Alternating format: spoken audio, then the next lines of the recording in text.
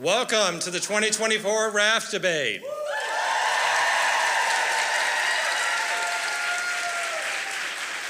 And welcome back to a long-standing William and Mary tradition. My name is Trey Mayo. I'm Assistant Dean for Graduate Studies in Arts and Sciences. And thank you. And we'll work on that. You're going to be asked to do a lot of that tonight, so just get ready. But I will be serving as your slightly overdressed MC for the evening. And I would like to also say good evening and hello to everyone who's watching on the live stream tonight. The Raft Debate dates back, or has roots dating back to the 1960s at William and Mary, and has entertained and educated many generations of William and Mary students in this delicate balance of comedy and lecture. In March 2020, how many of us can forget, right? The Raft Debate was canceled due to the pandemic. Virginia Torzen, who was Vice Dean for Research and Graduate Studies at that time, said in an email to colleagues announcing the cancellation of the debate that these are truly interesting times we are entering. However, we are back, and 4 years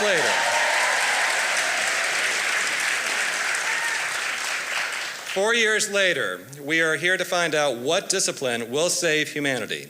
What you will see tonight also will tie in with the principles of the Better Arguments Project that many of us have learned about this semester. Now, to set the stage for you, 3 faculty members are stuck on a desert island after a shipwreck and have only one raft. I don't know if we can get a little bit more light on that, one little lone raft there, but only one raft can hold one of them. There it is. The latest model. We must remind ourselves, of course, that these are faculty members, and rather than work together to figure out a way for everyone to get off the island together, it would be better to argue and debate to decide who should get off the island to save humanity. Now, to make things more interesting, there's a devil's advocate who appears on the island, and this person's mission is to argue against everyone and negate everything you'll hear from the 3 faculty members tonight. It is this individual who will argue that none of the disciplines should be saved for humanity's sake. Now, with that background story, let's meet our contestants.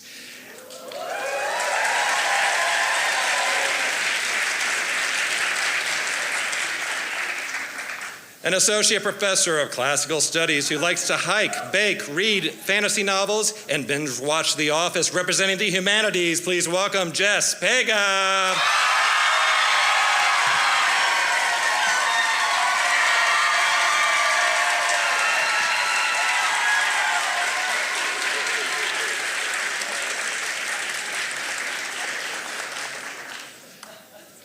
A professor of physics who tries to be entertaining as a cast member of the Magic a la carte dinner show and other local magic events, representing the sciences, please welcome Josh Ehrlich.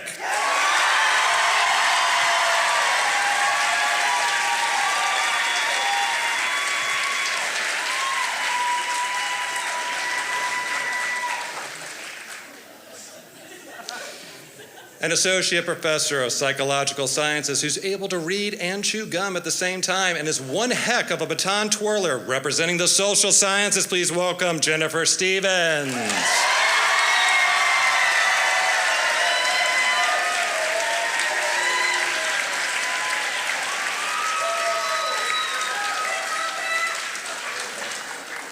And last but certainly not least, indeed, the grass is green and blood red, but the research is both rational and mysterious. Please welcome our devil's advocate, Josh Gert.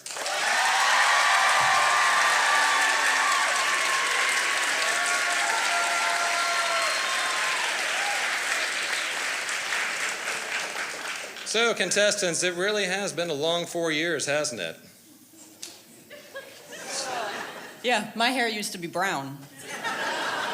I used to have hair, and I didn't used to have horns. You know, I can science you a little bit of that. I can science you some hair if you need. Oh, you're getting warmed up early. I'm using your chemicals. I still have brown hair. All right, well, buckle up, kids. It's going to be fun tonight. So here are the rules of the game. Each contestant will have 7 minutes to argue their position. After each contestant gives their initial arguments, each contestant will then have another 3 minutes to deliver their rebuttals. We will go in the order that I call as I introduced you all tonight. At the end of that round, we'll have a 5-minute free-for-all with questions from the audience, and I will give a 1-minute warning as we go along through each of the rounds here tonight. And it just also happens, too, that there's actually, I don't know, something is brushing up on the ocean or something right now. I don't know what's going on.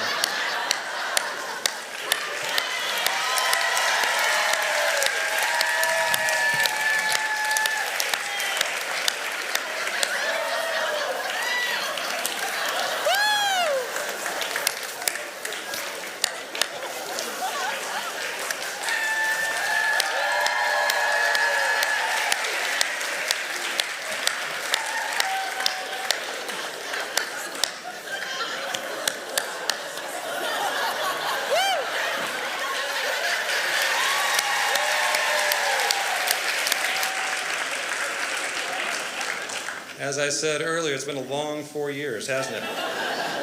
All right, so now you have the ground rules. So with all that said, are you ready for the debate? Let's put 7 minutes on the clock before I start. Thank you. Professor Pega, the sand is all yours. Go, Jess. Amazing. Hi, everyone. All right. So some of my competitors here referred to this as the Hunger Games, the Raft Debate as the Hunger Games. So I think you can understand why I thought I needed to come armed for a battle to the death. But that's not happening? No? Okay. It might. We'll just keep that for later, just in case. Yeah. So we've been here for 4 years, and I'm an archaeologist, and I study architecture, so I figured the first thing we should probably do is set up some housing. Right? It's good to have houses. That's going to help us survive well. So I scoped out the island, built myself a little shack to take advantage of a cooling north breeze, access to water. I don't know if you know this about archaeologists, but we're also really, really good at digging holes. So I dug a little drainage channel, a moat, to keep out these people. I poked around a little bit more. I know that we're not supposed to raid tombs anymore, right? We don't want to wake up like a vengeful mummy king. But poking around just a little bit is okay, right? So if this debate is about survival, I can help you build a house, I can help you dig some holes, I can help you search for buried treasure. These are all useful things, right? But I think this debate is about a little bit more than that. It's not just about how humanity survives, right? It's about how humanity thrives. So, yeah, right? Mere survival is not enough.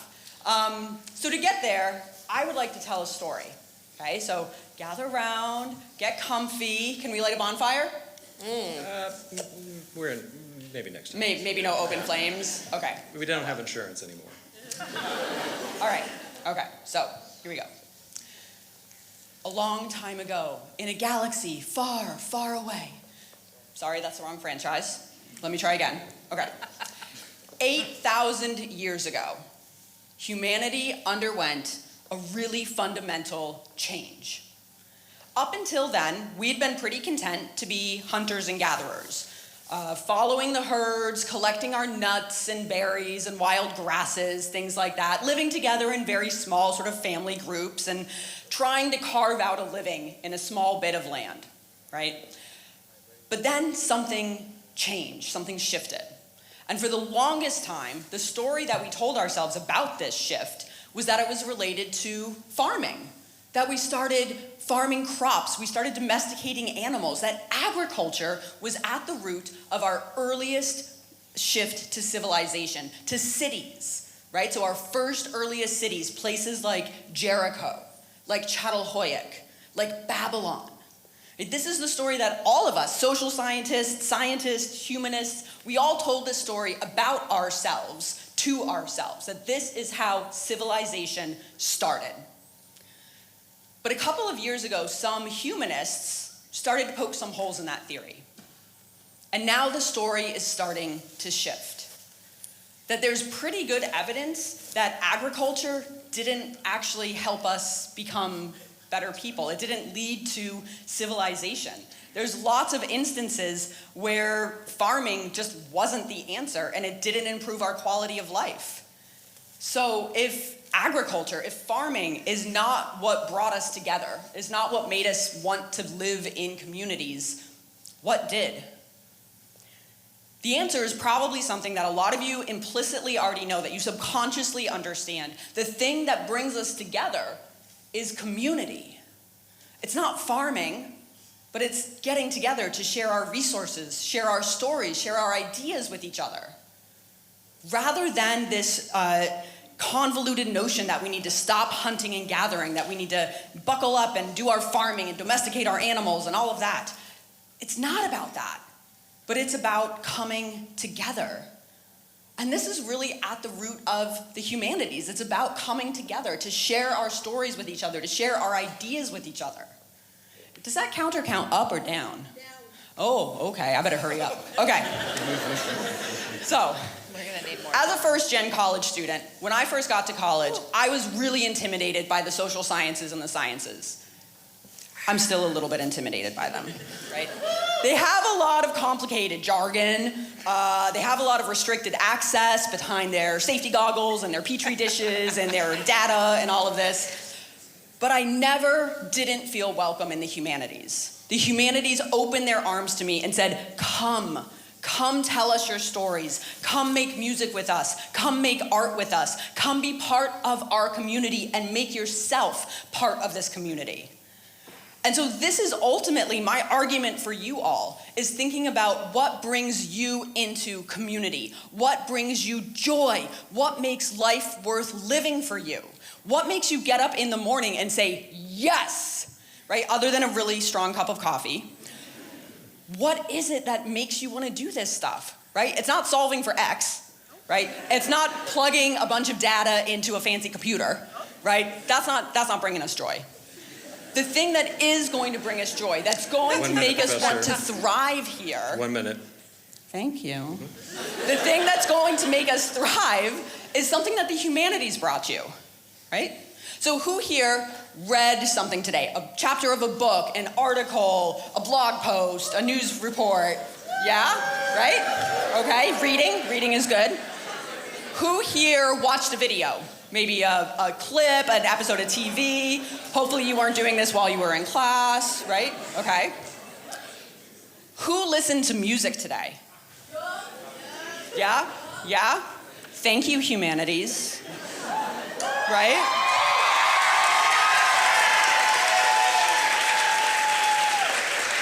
Thank you for bringing us the things that make us happy, for bringing us the things that give us joy, so that we're not just surviving, but we're thriving. Thank you. Thank you.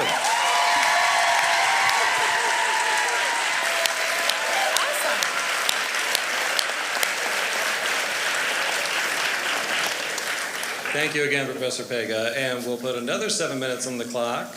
And next up, again, representing the sciences, will be Professor Ehrlich.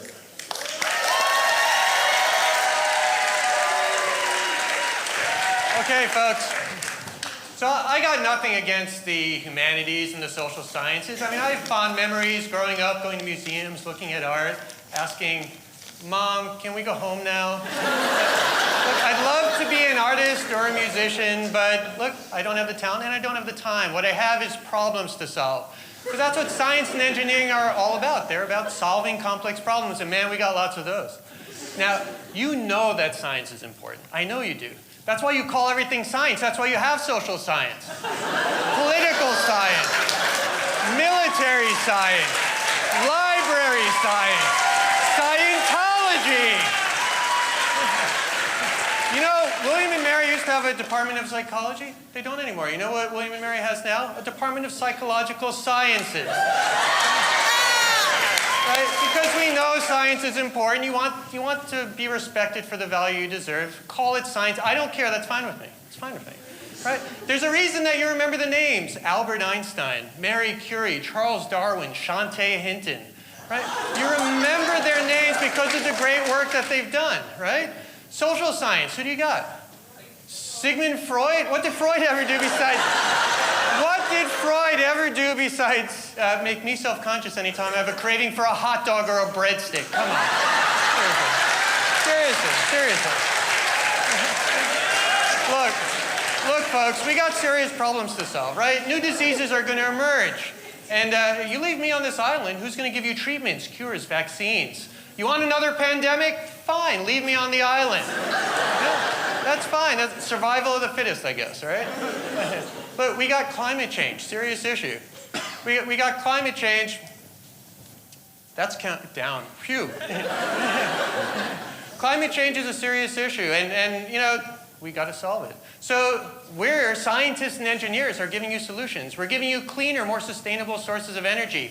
We offer you solar, wind, nuclear, efficient fuel cells. And what do people say? It's so frustrating. You're making me mad. You know what people say?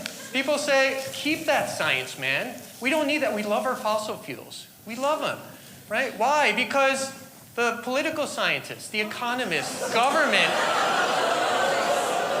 they have created this system of a global economy that runs on moving oil from point A to point B, right? They tell us things like, you mean science, man. What about the poor coal miner? You're going to take their jobs away. And I want you to think about how insane this is, okay? The coal miner, these people are freaking heroes, right? I mean, people are out of their fracking minds. These people are heroes. These are people, they strap explosives on their back. First thing in the morning, crack of dawn, they take a rickety elevator down hundreds, sometimes thousands of feet, into a mine shaft, unstable rock walls. They're drilling through this unstable rock, hoping they don't hit a gas pocket and explode. They come up exhausted at the end of the day, unrecognizable, covered in soot from head to toe. Now they're coughing because they have black lung disease. These are people whose livelihoods you're telling me I'm putting at risk because they might not have to do that anymore because we're not so reliant on coal. People are crazy. I just don't get it. So what do people do instead? Religious studies. Don't fret, science, man. Don't worry. Ephesians 1:11 teaches us that it's all predestined by conference of His will. What does that mean? And why are you looking up? I don't get it. It means everything happens for a reason. Everything happens for a reason. Now you're pissing me off. The reason is physics, you bozo. Okay? Look, folks. Or you make up words. You say, don't worry, science man, we're going to burn clean coal. It's clean coal. You know what clean coal is? It's coal. Right? It's words. You can't fight climate change with words. Now, like, clean coal actually means something, right? There's this dream that the coal, the carbon that's going in the atmosphere, we're putting it there. That carbon, we're going to trap it. We're going to sequester it. We're going to put it in the ground. So it doesn't do the bad things. It doesn't cause the Earth to retain more of the sun's energy than it's able to release into space. And that would be fantastic, but it doesn't exist. Those are words, clean coal. Okay? Now, you let me off this island, I might be able to make that a thing. Okay? But right now, it doesn't exist. Look, okay, let me move on. Is that okay? Okay, let me move on. Okay. Artificial intelligence combined with robotics have the potential to replace a lot of the hard, difficult human labor that we currently have to do as humans.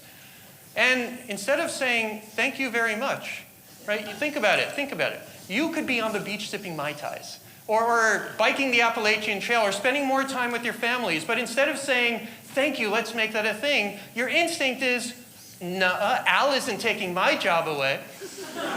It's not Al, it's AI. But the point is, right, your instinct is to be scared because the economists, right? The political scientists, government, it's all their fault, right? Think about it, because they've created a system that doesn't reward hard work. It doesn't. It doesn't value hard work. It demands hard work, right? They tell you, I don't care who you are.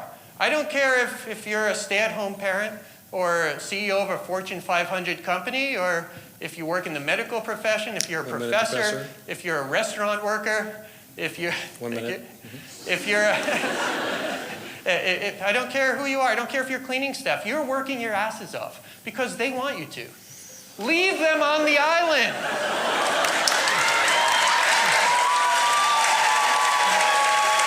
Vote for science. Look, I'm running out of time, folks. you have a choice to make, right? You vote for history and classical studies, let them take you to the past, or vote for a future that's sustainable, that's prosperous, that's more comfortable for us all. Now, I know it's hard for some of you to cross to the other side of the island, right? That's difficult. But I'm asking you, for the sake of humanity, for the sake of your children, for the sake of your soul, vote for science. Thanks, everybody.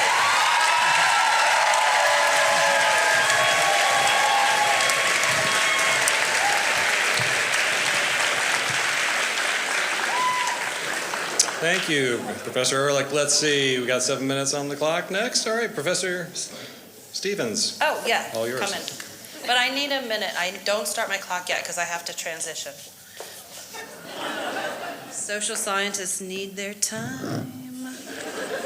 I will take my time. Hold on, just hold on. This is a production. I'm gonna need my glasses, and you guys all know that. Whew, okay. But also, because I'm on an island, it's a little silly, don't you think? Okay.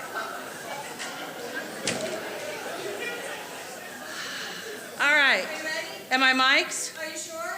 No. All right, let me know when. All right, when? Okay, hi, I'm excited. And for those of you who've taken my Cog Psych course, me stating these words first will come as little surprise. We learn about cognitive reappraisal in my classroom. It's the act of recharacterizing a physical, mental, or emotional state from the negative to a positive. My name's Jennifer Stevens, and I'm representing the social sciences tonight. And thank you for being here. The social sciences are the study of human behavior in a social and cultural context, including how people interact with each other and their environment. And if that's not what we need to save humanity, I don't know what is. But let's get meta for a second and think about the why and how we are even here meeting together as a group under the guise of an event called the Raft Debate, where professors do their best to act real smart but relatable and talented in one way or another, to win over your applause and go home the winner of absolutely nothing but maybe bragging rights. And I think we can all agree that this event wouldn't even be happening if it weren't for our social scientific understanding of the value and enjoyment of a little competition. I'm going to present to you some more social science facts that I think you might realize are useful. From anthropology, music represents and affirms our cultural identity. Anthropologists study this. They show that it captures important movements. Consider Billie Holiday's Strange Fruit song protesting racism and lynching, or U2's Sunday Bloody Sunday about the troubles in Northern Ireland. From economics, we understand the limited supply and demand in a sport like baseball. We have high ticket prices and extremely high salaries. Go Dodgers. From government, let's just leave it at this. We hold these truths to be self-evident. All persons are created equal, and they are endowed by their Creator with certain unalienable rights. That among these are life, liberty, and the pursuit of happiness. History, from the sinking of the Titanic, the Great Depression, and the assassinations of JFK, MLK, and RFK to 9/11, COVID, and Kate Middleton publicly revealing her cancer diagnosis. History records the life events of humanity, and these are the words we live, learn, and we teach by. Think about how influential that is. Linguistics show us how our words can, and in many cases, cannot capture our experiences. And children are better in learning a second language than teenagers, in case anyone is interested in getting school programming to change. At this moment in time, our political scientists have an abundance of information to process and perhaps more importantly, to deliver to the public. Only it gets filtered through television and newspaper journalists. Where does one end and the other begin? From psychological science, how about this kind of finding? Dancing as a child can have significant long-term positive effects, including improved social skills, enhanced body awareness, better emotional expression, improved cognitive function, and a greater sense of confidence in one's abilities, potentially impacting their overall well-being throughout life. And sociology, it helps us understand how our personal lives are shaped by social structures. We know now that there is more than one kind of committed relationship, more than two gender identities, and that social class, race, and gender contribute to unequal distribution of resources and opportunities, leading to disparities in income in areas like income, education, and health. So our social sciences, they are what we are. They are what we hold dear. They're what we do when we're not doing things that are not so compelling, like physics labs or annotating the Odyssey. If we are to save humanity, it feels so obvious we must save ourselves, and the social sciences, being the study of ourselves, quickly becomes the only choice. Considering all these facts, this William and Mary version of a fight to the death Hunger Games, might it be a fool's errand? Might it be a waste of time? Might it be a waste of this lovely night? A waste of a raft debate? I'm going to stop lecturing for now and end my talk with this slogan, that a vote for me is a vote for you. I'm clearly going to go over time because I feel like I'm supposed to do something interesting like sing and dance. What do you think?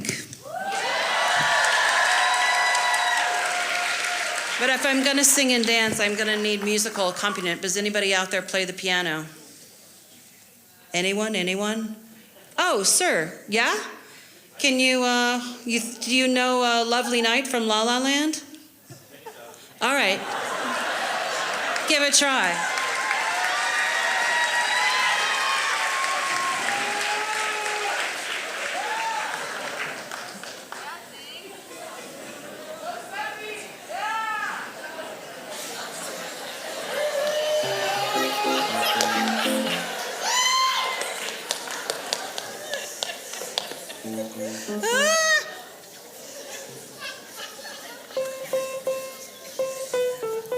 I told you I needed transition time.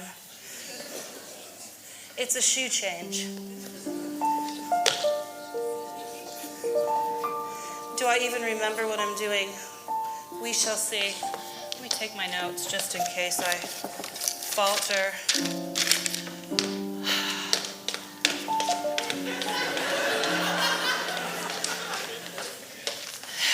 Hit it.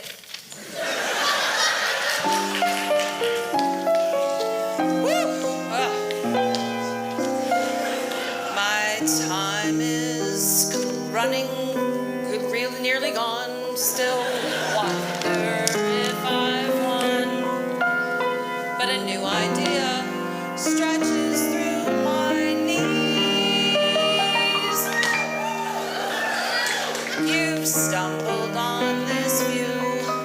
It's tailor-made for two. What a shame if you'd never get to see. Social sciences are mine. The understanding of Thank you, Professor Stevens. and they've got no thought. They could never see what government tries to be, how society and government relate. What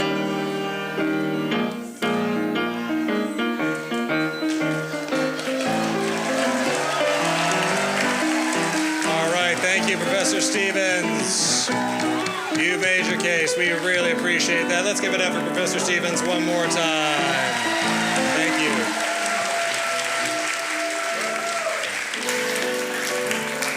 And let's give it up for the piano player. gave us the hook. Yes.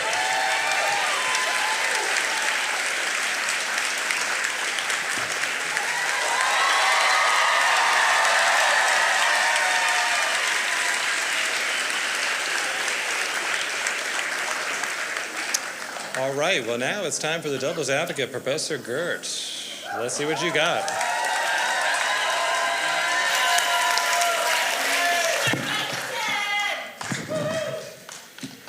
Thank you, thank you.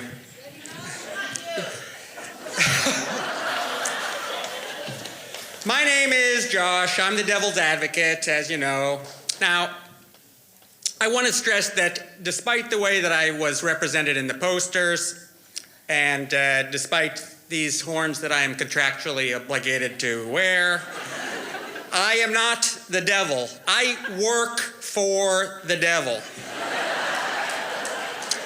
But I have learned many valuable things from my client since 2020 when I first took this job with him. And one very important thing to appreciate, this is going to be the main cudgel, is that evil is more powerful than good. That is why it is so much easier to destroy things than to build them. It is why it is so much easier to deceive people than to undeceive them. It's also why the badness of the loss of something is such more significant than the goodness of gaining that same thing. It's easy to see this if you consider a certain example. So suppose that you win the megabucks lottery, but then immediately you lose the ticket as a result of a passing breeze taking it into a shredder that then bursts into flames. You will feel a lot worse than if you had simply never won. Now, Jennifer, Jessica, the other Josh, the mistaken one, they've told you a lot of true things. I am, in fact, going to concede everything that they said. The sciences really do produce a lot of good things. So do the social sciences and the humanities. They even help deal with some bad things, which is itself a good thing. But the problem is that they have the potential to cause very bad things. Remember, knowledge is power. And academic study yields especially concentrated, powerful forms of knowledge.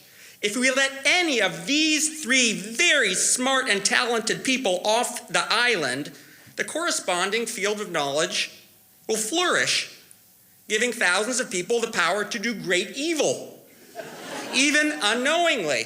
Think of all the physics PhDs toiling away if the other Josh, the mistaken one, gets off the island. We've seen that movie 100 times. At some point, one of them is going to cause the Higgs field to fall out of its false vacuum, and the universe will collapse, and time will end. Bad. Or a team of them will invent a bomb that harnesses the energy of hydrogen atoms fusing into helium atoms. Wait a second, that already happened.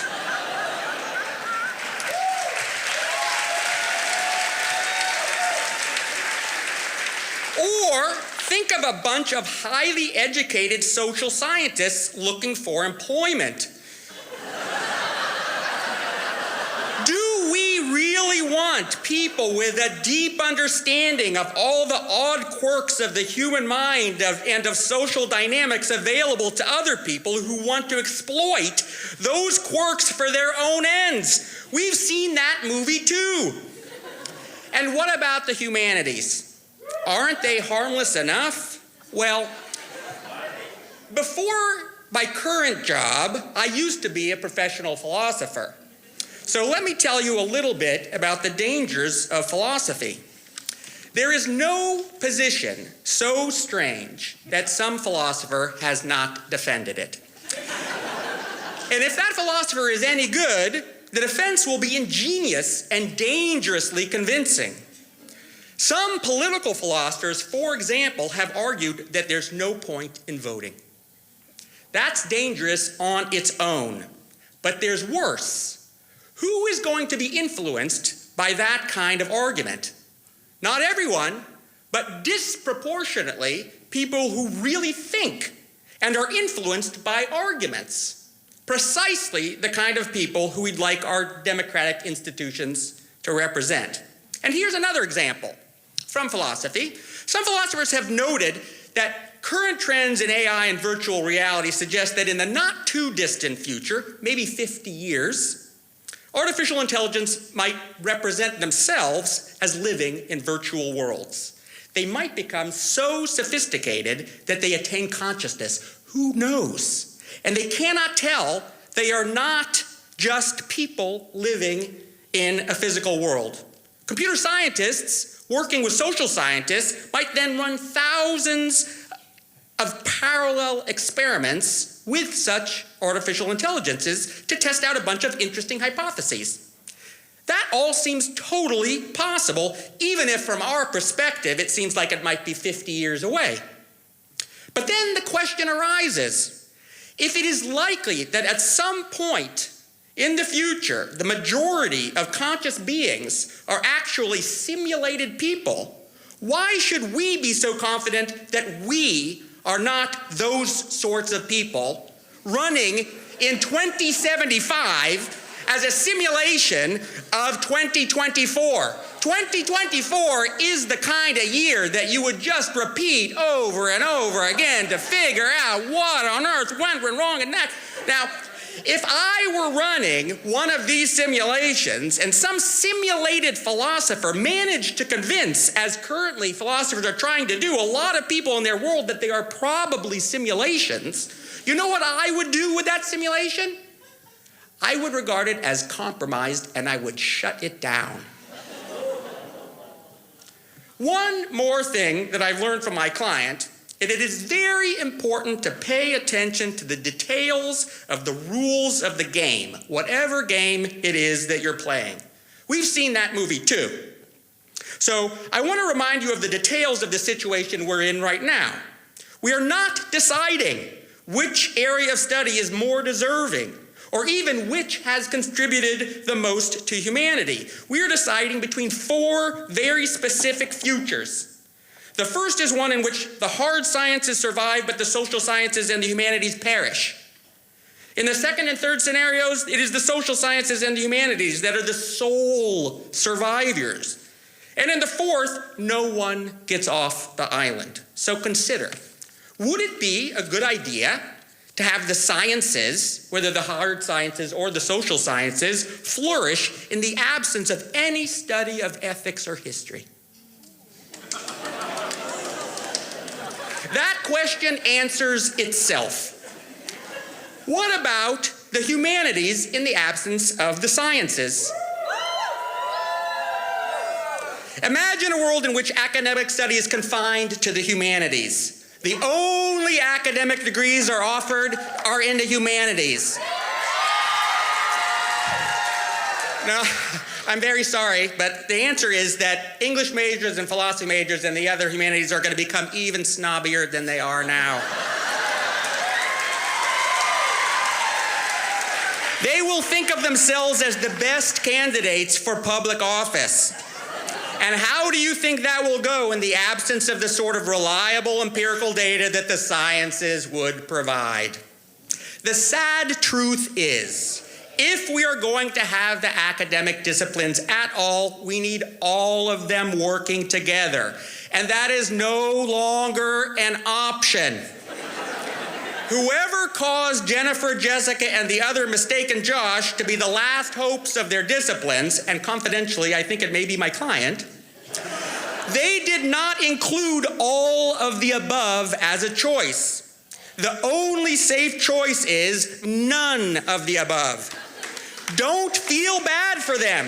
They have coconuts. They have pleasant surf. They have good company. They have Mai Tais. Save humanity, vote no one.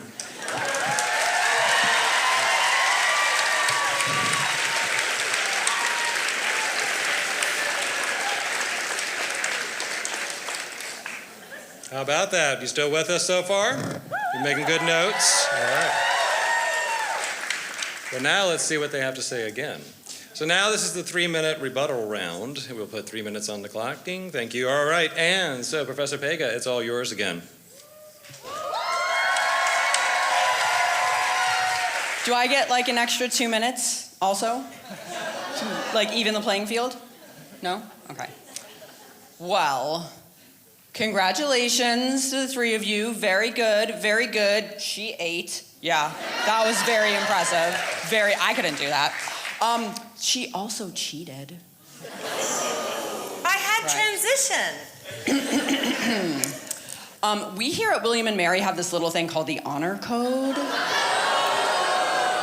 Maybe if you had taken more humanities classes and worked on your critical reading, you'd understand that. I'm just telling the facts here. Speaking of facts, yes, thank you, science. You gave us vaccines, that's awesome. Medicine, thank you, that is very, very great. The Industrial Revolution? I mean, that's how we end up with the coal miner situation, right? The atomic bomb? Ooh. Maybe not great. AI, right? We've been talking about AI, right? The same technology that we have in our little computers in our pockets and that our government agencies and military and police are using to target individuals. Thanks, science. Yeah, that's great. But yeah, okay. I don't really have much to say about the devil's advocate because he didn't have much to say about me. Must not think that humanities are really that much of a threat? I don't know. But I will say, Socrates was killed by the Athenians, and they regretted it immediately. They realized that killing off the world's first humanist, one of the most important ancient philosophers to have ever existed, they immediately knew that this was a mistake. They regretted their decision. And soon after they killed off poor Socrates here, Athens, Athenian democracy, all of this great stuff started to go down the drain. Right? So maybe there's a little lesson in there. Maybe history does have some important things to teach us. Right? But I want to return to what I was talking about in the very beginning, that this is not just about survival, right? We can survive with any of us or none of us. Like, go ahead. You'll be fine. You'll figure it out. But it's not just that, right? It really is about finding that joy, about finding the thing that makes you want to thrive. And science is not doing that for us. Social science is not doing it for us. Social science is just putting some numbers into a computer and proving something that we already kind of knew, right? Like, woo! My data shows us that social media is bad. Oh, yeah, shocker, right? So instead of any of these options, and instead of nihilism, which is not getting anyone up in the morning, I'm gonna keep going for like 10 seconds, right? Instead of any of those options, or the option of none, choose the option that actually makes you happy. The thing that you actually really want to do with your life, with the amount of time that you have left here. I'm out of time. All right. Thank you. All right, Professor Ehrlich, your rebuttal, please. I'm ready. 3 minutes. Okay, look, folks. I could have tried to wow you with some chemical wizardry. Or impress you with some cuddly creatures. I don't need to do that because, look. Oh, I didn't hear that? Okay, okay. Take that back, you didn't see that, that's fine with me. Look, here's the point, right? My colleagues, they're really smart, but they don't realize that William and Mary's students wear their critical thinking caps, okay? So, I've heard some clever arguments. I've heard that science is bad. I've heard that, think about all the coal that we put into business. I am proud of the steam engine. I am proud of the coal-fired plant. But let me ask you a question. When you went looking to buy a computer for school, were you going for the Commodore 64? I don't think so. When I was growing up, the Commodore 64 was amazing. It was every kid's dream. It had 64 kilobytes of RAM. It could play video games. You could write code in BASIC. Everyone wanted it. But guess what? Science and technology are always aiming to give you the best technology for the day. And then we move on. And as the population has multiplied several fold over, it's time to move on. We just don't need the coal anymore. Accept my offer. You leave me on this island, and let me ask you, well, we've already talked about disease, right? Who's going to protect your food and water supply? Let me ask you this. Who do you want protecting your bank account? Okay, you want the cybersecurity expert who is fluent in C++, and Java, or Python? Or do you want the expert in the Nahuatl language of the ancient Aztecs? Okay?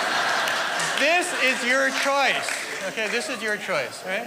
Let's see, what else have we heard, right? We've heard science is bad, and we can't work without those. I've already told you why you should leave those folks on the island, right?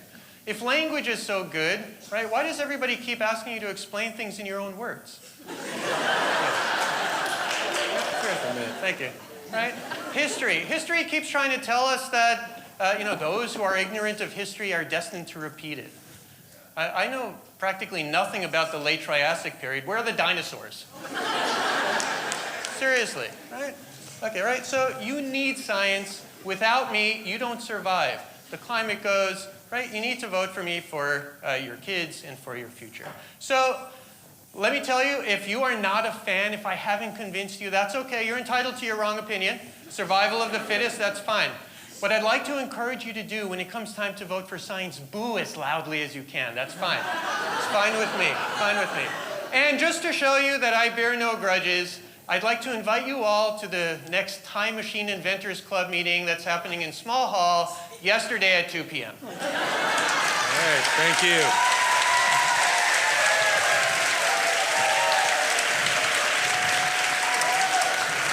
Thank you. Professor Stevens, you're back up. 3 minutes on the clock, please. All right.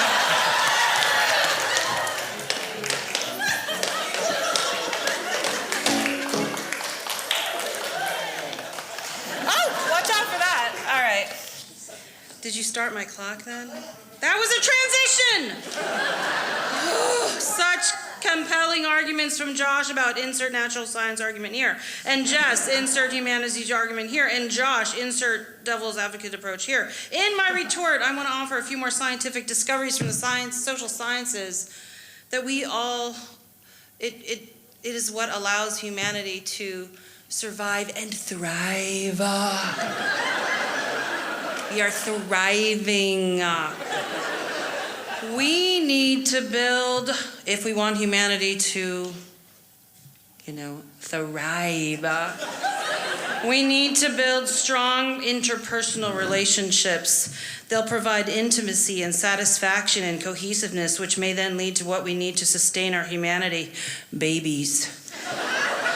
5 to 1. John Gottman and his Love Lab have reported that successful relationships, I like to give dating advice in my class, successful relationships demonstrate 5 positives to every 1 negative. You can take this home with you. This is free.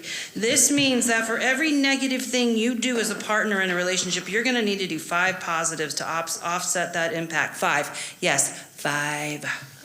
To thrive. 2, we must understand the keys to human wellness, ways to live in order to be optimal performers. How can we do that? Here's a few easy things. People with pets live longer. Josh has a pet over there. According to the American Heart Association, owning a pet can reduce a person's mortality rate by 24%. Dog owners recover better from major health events like strokes and heart attacks, especially if they live alone. Pet owners get more physical activity. And patients who can see out a window or look at art in their rooms require less pharmaceutical intervention. This second finding is demonstrating the positive influence of aesthetics on wellness, and it's particularly relevant to this debate because I'm not saying there's no need for art, but I am saying we need the social scientists to measure its value on humanity. Same for natural sciences. I'm not saying there's no need for vaccines. They develop them in a biology lab, but I am saying we need the social sciences to understand when and how humanity will understand the value of vaccine and use it. Finally, and perhaps most importantly, we need to understand how humanity can build a culture of community and support and belongingness. 12 seconds? Oh my God, I look at some research with rats. Rats that live with each other. Albino rats, litters of albino rats that have a black Cape rat will help all black Cape rats. Okay, bye. Thrive.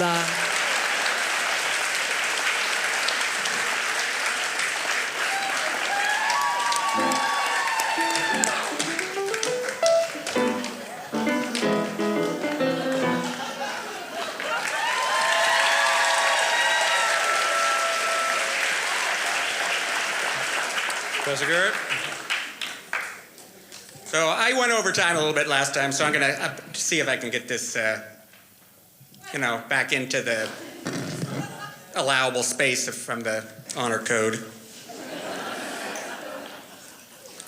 Well, the first and most important thing is to ask, how is it that Josh Ehrlich, who is supposed to have been on this island for the past 4 years, knows about the pandemic? I think really that there has been some kind of breach of the rules, and this is just what you expect when you get these highly educated. They just think that they're, got special rights.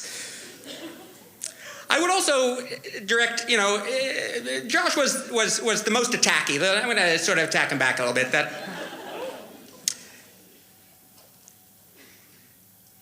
The question is, who got us into the problems that science is supposed to get us out of?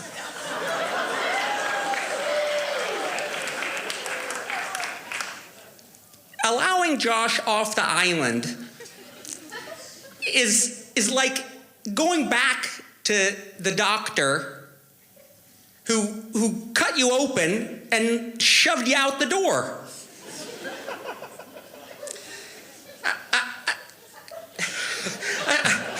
I got a minute and 25 seconds left. I don't know. Jess, I agree thriving is great. I myself am thriving at the moment.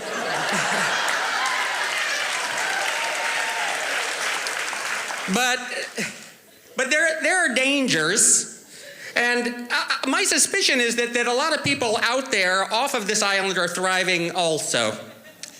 And the burden of my argument has also just been that advanced study in the absence of other fields of study presents the greatest danger.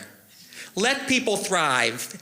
Keep these guys on the island. And just to be even-handed, let me say to Jen that kids are going to dance. Kids are going to dance even in the absence of the social sciences.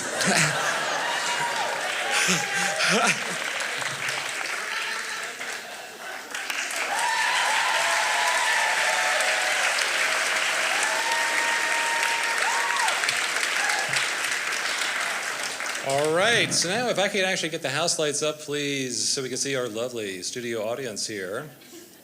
There you are. Well, I'm going to ask Ukamaka Ozed-Williams to come up onto the stage. She is one of our, you could do it the right, okay, we'll do it that way too. That works there. With that blue mic, hopefully working. Okay, so we're now going to open it up for some question and answers free for all from our audience. We will try to do the best we can. Please keep your questions as simple as possible because, again, we only have 5 minutes. So I think we have a few right up front here. And again, Ukamaka, as I said, is one of our student leaders who actually has helped us out with this program. If you're interested in getting more involved with next year's Raft Debate, talk with Ukamaka after the show. Go ahead. I have a question for the humanities. Last time I took a history class, all we learned about, we learned about other stuff, but we also learned about sewage in Jamestown. How is that helping me thrive? I love talking about sewage and irrigation channels. Anyone who's had a class with me knows I love infrastructure. So sewage channels really matter because would you like to live in your own poop? What? Science is the one building them, though. Really? I don't think that Josh is getting his hands dirty down in the sewage ditch. It's a crappy job, but someone's got to do it. There you go. Yeah, all right, let's get another question. I think we have one. Let's see. Ukamaka's on her way to find our next contestant, and that is going to be, yes. For the political sciences, for all those things that you said, how do we know that that's not correlation and it's causation? Causation versus correlation and all those things like the pets making you healthier somehow. How do we know that pets may? I mean, in a way, you're right. Correlation is not causation, but the social sciences undertake very controlled experiments, and we have variables, we have independent variables at different levels that we measure. The dependent variable. There's always going to be error bars, baby.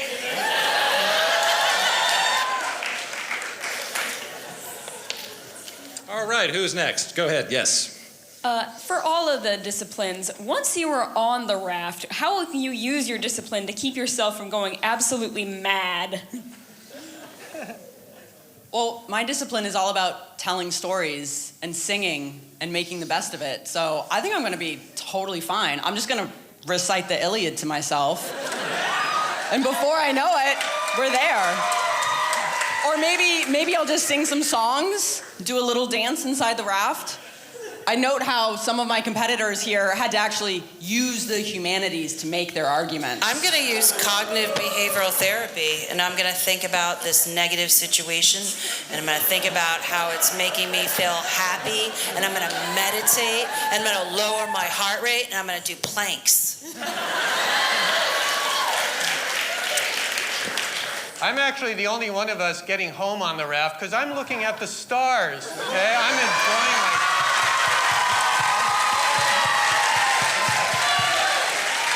How is anybody else going to know where they are? I'm bringing a pendulum clock, man. I know my longitude, they don't. I'm getting home, okay? Vote for me.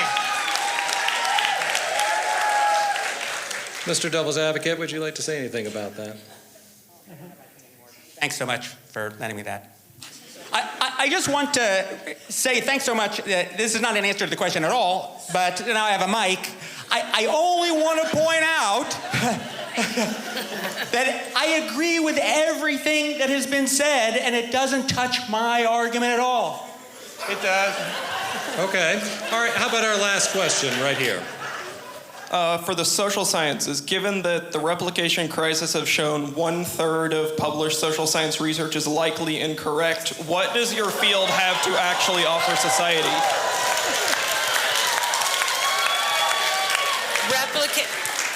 You want to come over here, Jen? Oh, am I supposed to respond? Sure. We're working on our replications, and we have started our data pools, and I mean, I think we see the same problem in our natural sciences, actually. It's just social sciences has come under severe criticism. All right, we're going to do one more right up front here, Ukamaka, because we'll need you right back up here, please. I'd like to ask the squid a question. Okay.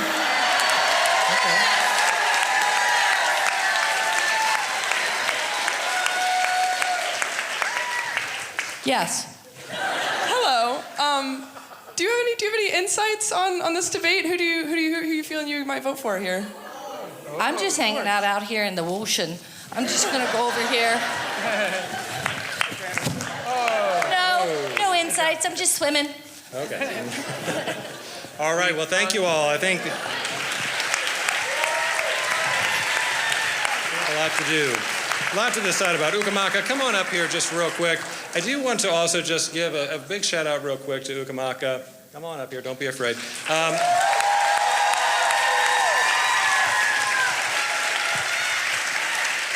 So Ukamaka actually reached out to us to want to bring this draft debate back. You're a graduating senior this year, is that right?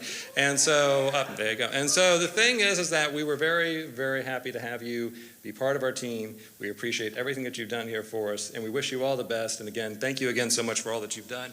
And just to express our appreciation here for you. So, thank you.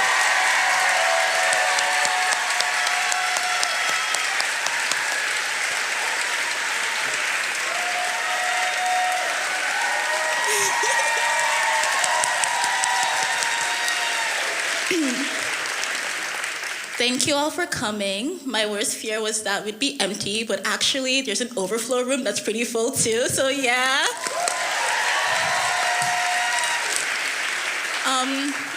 I'd like to take a moment of silence for all the poor class of 2024 who didn't get a Raft Debate at all. You know. Shout out, representative, class of 2024.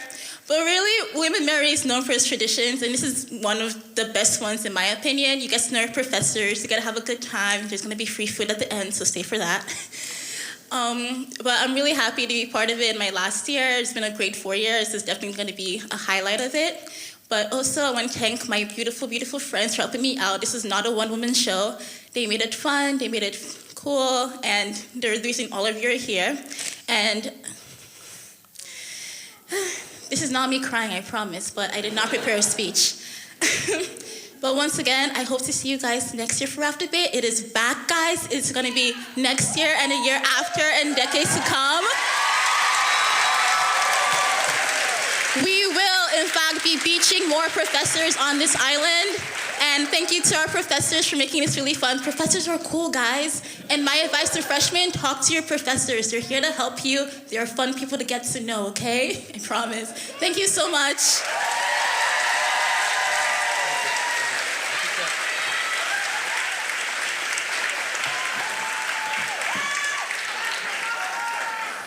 So now this is going to be a tough decision to figure out exactly who is going to get off this island, and I'm going to need some help from you, our beloved audience here today.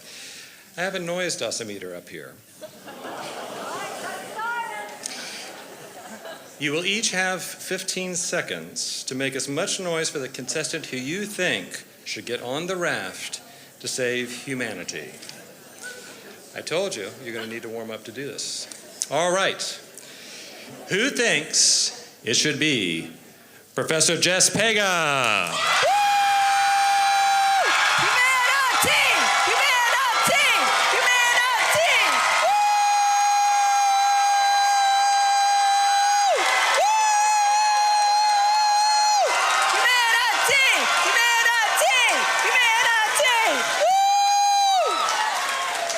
All right. Can't save humanity without the humanities.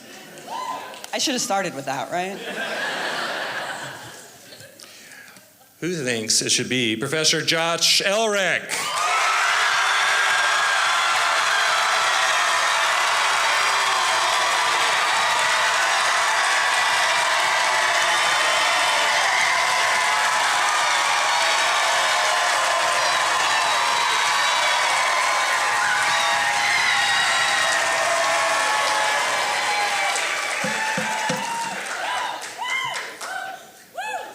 All right.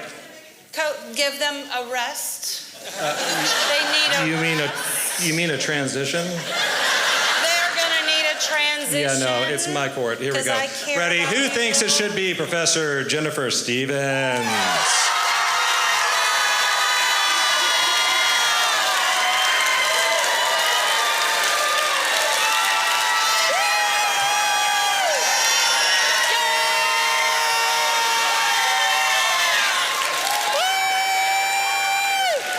All right, thank you. All right, and last but certainly not least, who thinks it should be the devil's advocate?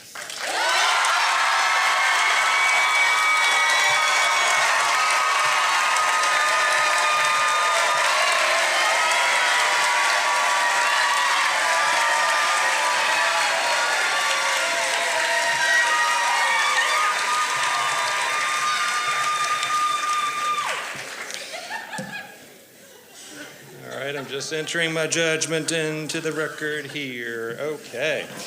Well, before we find out who wins tonight's debate, would you please join me one last time in extending a round of applause to all of our contestants tonight?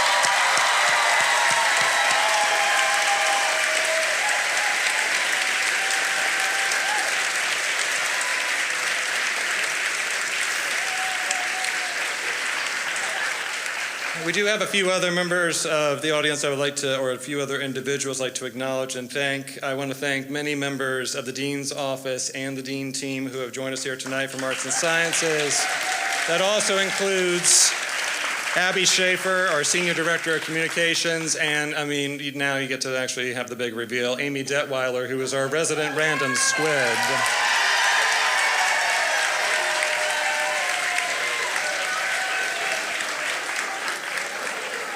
Finally, Erica McLeod. Erica McLeod, would you please approach the bench?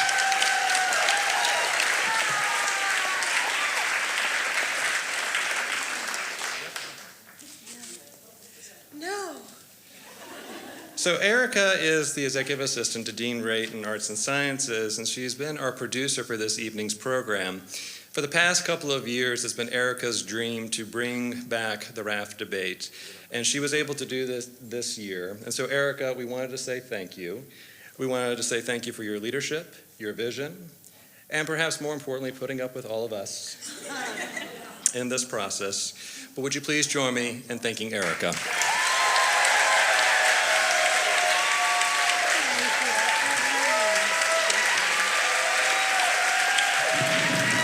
Thank you for coming to my party. I'll see you next year.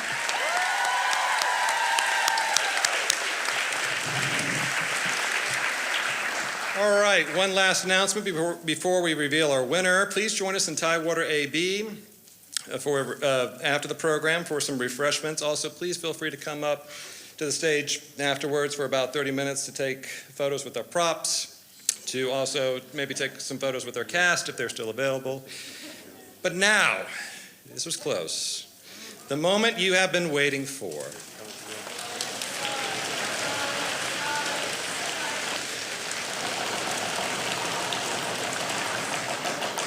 Good job. The winner of this year's Raft Debate is Josh Elric, the scientist.